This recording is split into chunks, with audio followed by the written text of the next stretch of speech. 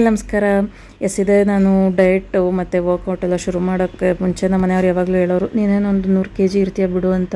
ಅಂದರೆ ಡಿಮೋಟಿವೇಟ್ ಮಾಡೋಕ್ಕಲ್ಲ, ನನ್ನನ್ನು ಮೋಟಿವೇಟ್ ಮಾಡೋಕ್ಕೇ. ಮುಂಚೆ ಹೆಂಗಿದ್ದೆ ಇವಾಗ ಹೆಂಗಾಗಿದೆಯಾ ಅಂತ ಹೇಳೋದಕ್ಕೆ. ಆ್ಯಂಡ್ ನಾನು ಚೆಕ್ ಮಾಡಿದಾಗ ಗೊತ್ತಾಯಿತು ಸೆಂಚುರಿ ಹಿಡಿಯೋಕೆ ಒಂದು 500 ಗ್ರಾಮ್ ಕಡಿಮೆ ಇದ್ದೀನಿ ಅಂತ.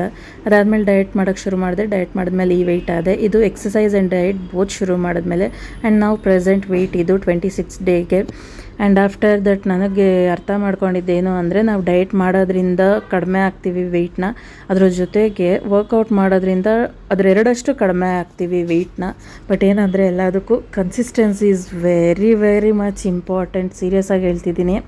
ಯಾಕಂದರೆ ನಾವು ಒಂದಿನ ಮಾಡೋದು ಒಂದಿನ ಬಿಡೋದು. ಆ್ಯಂಡ್ ಇವಾಗ ನಾವು ಒಂದು ದಿನ ಎಕ್ಸಸೈಸ್ ಮಾಡಿಬಿಟ್ಟು ನೆಕ್ಸ್ಟ್ ಡೇಗೆ ಕೈಕಾಲು ನೋವು ಬಂತು ಅಂತ ಸುಮ್ಮನೆ ಆಗೋದು, ದಟ್ಸ್ ನಾಟ್ ಅದು ವರ್ಕೌಟ್ ಆಗೋಲ್ಲ.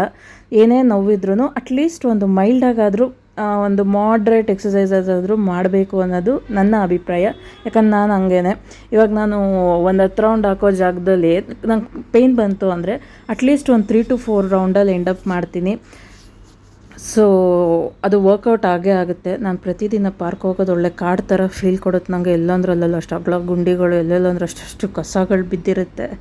ಆ್ಯಂಡ್ ಉಣ್ಮೆ ಇದ್ದಿದ್ದರಿಂದ ಬರ್ತಾ ಹಂಗೆ ಹೂವು ತಂದು ಮನೇಲಿ ಪೂಜೆ ಮಾಡೋಣ ಅಂತೇಳಿ ಎಲ್ಲ ರೆಡಿ ಮಾಡಿಕೊಂಡು ಪೂಜೆಗೆ ನನ್ನ ಬ್ರೇಕ್ಫಾಸ್ಟ್ನ ಹೋಗ್ಬೇಕಾದ್ರೆ ಮುಗಿಸ್ಬಿಟ್ಟಿದ್ದೆ ಇವತ್ತು. ಬಿಕಾಸ್ ಏನದು ರೌಂಡ್ ಹಾಕಬೇಕಾದ್ರೆ ಸುಸ್ತಾಗಿಬಿಡುತ್ತೆ ಅಂತ. ಆ್ಯಂಡ್ ಏನು ಗೊತ್ತಾ, ನಾವು ಯಾವಾಗ ವರ್ಕೌಟ್ ಜಾಸ್ತಿ ಮಾಡಿ ಫೇಸೆಲ್ಲ ಒಂದು ಗ್ಲೋ ಇರುತ್ತಲ್ಲ, ಅದು ನೋಡಿದ್ರೇ ಒಂಥರ ಖುಷಿ. ನನ್ನ ಹಳೆಯ ದಿನಕ್ಕೆ ನಾನು ವಾಪಸ್ ಹೋಗ್ತಿದ್ದೀನಿ. ಐ ಆಮ್ ವೆಯ್ಟ್ ಲಾಸ್ ಆಗ್ತಿರೋದ್ರಲ್ಲಿ ನನಗೆ ನನ್ನ ರಿಸಲ್ಟ್ ಕಾಣಿಸ್ತಿದೆ ಅನ್ನೋದು ತುಂಬ ಖುಷಿಯಾಗುತ್ತೆ. ಆ್ಯಂಡ್ ಆಫ್ಟರ್ ದಟ್ ಇನ್ನೂ ಖುಷಿ ಏನಂದರೆ, ಇನ್ನೂ ಮೋಟಿವೇಟ್ ಆಗುತ್ತೆ ಅದು. ಇನ್ನೂ ಹಿಂಗೆ ಕಾಣಿಸ್ಬೇಕು, ಇನ್ನೂ ಚೆನ್ನಾಗಿ ಕಾಣಿಸ್ಬೇಕು ಅನ್ನೋ ಥರ. ಆ್ಯಂಡ್ ಅಷ್ಟರಲ್ಲಿ ನನ್ನ ಮಗನೂ ಬಂದ, ಇಬ್ಬರು ಊಟ ಎಲ್ಲ ಮುಗಿಸ್ಕೊಂಡ್ವಿ.